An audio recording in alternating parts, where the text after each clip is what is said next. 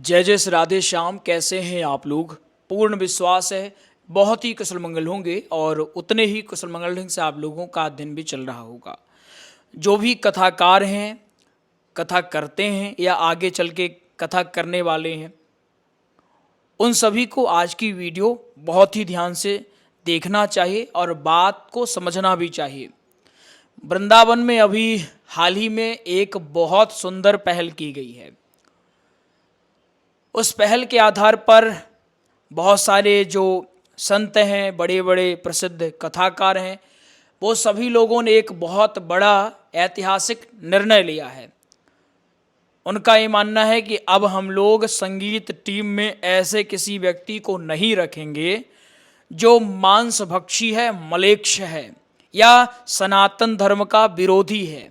आए दिन आपको देखने को मिलता होगा, सनातन को मानता नहीं है लेकिन गायन वादन करता है, इसलिए उसको कथा में बुला लिया जाता है। बड़ी पहल की गई है बड़े बड़े कथाकारों के माध्यम से कि अब चाहे कुछ भी हो जाए, अगर हमारे सनातन धर्म को तुम नहीं मानते हो तो हमारे सनातन धर्म के कार्यक्रम में शामिल नहीं हो सकते।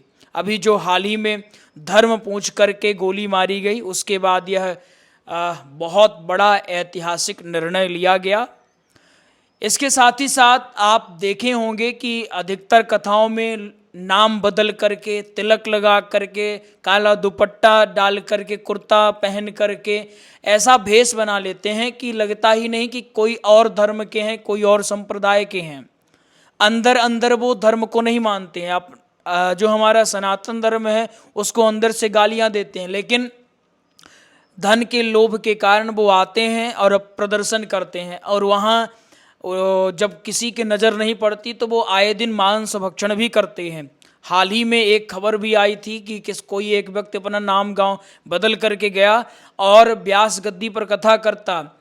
वो कथा करने के बाद जैसा नॉर्मली होता है कि जो गायन करने वाले, वादन करने वाले होते हैं, वो दुकानों में या शहर घूमने के लिए निकलते हैं, वो भी निकला था और वो मांस भक्षण कहीं कर रहा था। उसको किसी ने देख लिया, खबर पहुंचाया, तो फिर उसको वहाँ से भगाया गया, खूब डांट पड़ी, लेकिन वो तो पकड़ गया। और ऐसे बहुत सारे होते हैं जो पकड़े नहीं जाते हैं। एक कथाकार होने के नाते आपकी जिम्मेदारी ऐसी बनती है, धर्म से बड़ा, संप्रदाय से बड़ा हमारा देश है। जब ये लोग उसी को नहीं मानते तो हम क्यों इन पर ज़्यादा भरोसा वो करें। कथाकार होने के नाते आपको जिम्मेदारी निभानी चाहिए कि आप पहले पूरी जांच पड़ताल करें कि आप जिनको संगीत टीम के तौर पर बुला रहे हैं वो कहाँ से हैं, क्या हैं, जो उनका वास्तविक नाम है वो क्या है। उसके साथ ही साथ और भी उनके बारे में जांच पड़ताल करिए।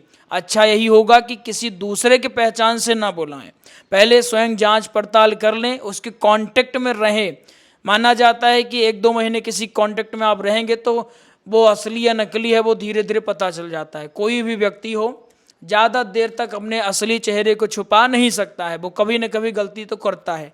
तो जिसको आप लंबे समय से जानते हैं, जिसके बारे में आपको सब कुछ पता है लगभग, उसको आप बुलाएं।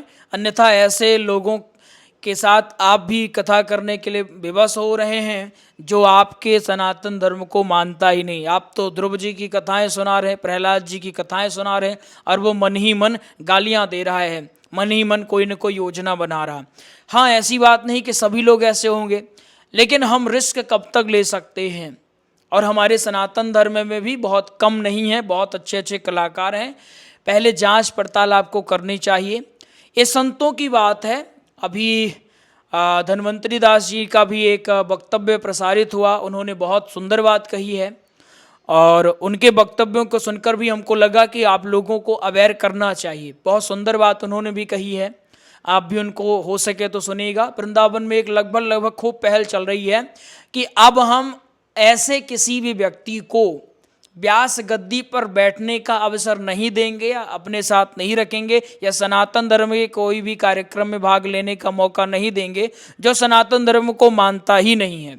जो मानता होगा, जो समझता होगा, जो मांस भक्षी नहीं होगा, जो मलेच्छ नहीं होगा, उन्हें बैठाएंगे, है ना। जो वास्तव में सनातनी है उनको बैठाएंगे। इसके साथ और भी पहल की जा रही है कि आप लोग आए दिन ड्राइवर के तौर पर, माली के तौर पर, घर के नौकर के तौर पर ऐसे लोगों को रखते हैं।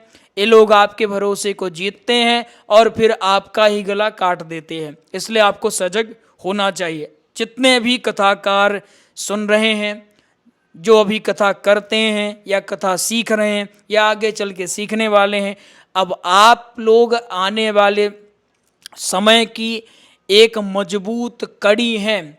जो युवा होता है उसी से देश का विकास होता है। देश की उन्नति में युवाओं का बड़ा अहम योगदान होता है।